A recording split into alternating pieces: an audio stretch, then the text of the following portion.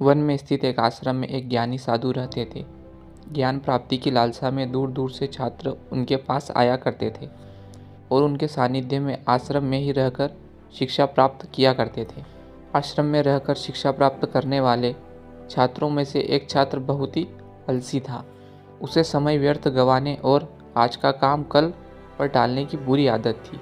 साधु को इस बात का ज्ञान था, इसलिए वे चाहते थे कि शिक्षा पूर्ण कर आश्रम से प्रस्थान करने के पूर्व वह छात्र आलस्य छोड़कर समय का महत्व समझ जाए। इसी उद्देश्य से एक दिन संध्या काल में उन्होंने उस आलसी छात्र को अपने पास बुलाया और उसे एक पत्थर देते हुए कहा, पुत्र, यह कोई सामान्य पत्थर नहीं है, बल्कि पारस पत्थर है। लोहे की जिस भी वस्तु को यह छू ले वह सोना बन जाती है। मैं तुमसे बहुत प्रसन्न हूँ, इसलिए 2 दिनों के लिए ये पारस पत्थर तुम्हें दे रहा हूँ। इन 2 दिनों में मैं आश्रम में नहीं रहूँगा। मैं पड़ोस के गांव में रहने वाले अपने एक मित्र के घर जा रहा हूँ।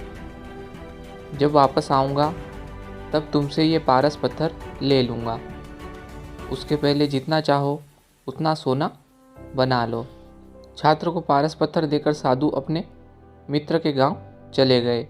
इधर छात्र अपने हाथ में पारस पत्थर देख बड़ा प्रसन्न हुआ। उसने सोचा कि इसके द्वारा मैं इतना सोना बना लूँगा कि मुझे जीवन भर काम करने की आवश्यकता नहीं रहेगी। आनंदपूर्वक अपना जीवन व्यतीत कर पाऊँगा। उसके पास 2 दिन थे।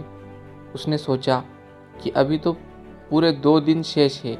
ऐसा करता हूँ कि एक दिन आराम करता हूँ, अगला पूरा दिन सोना बनाता रहूँगा।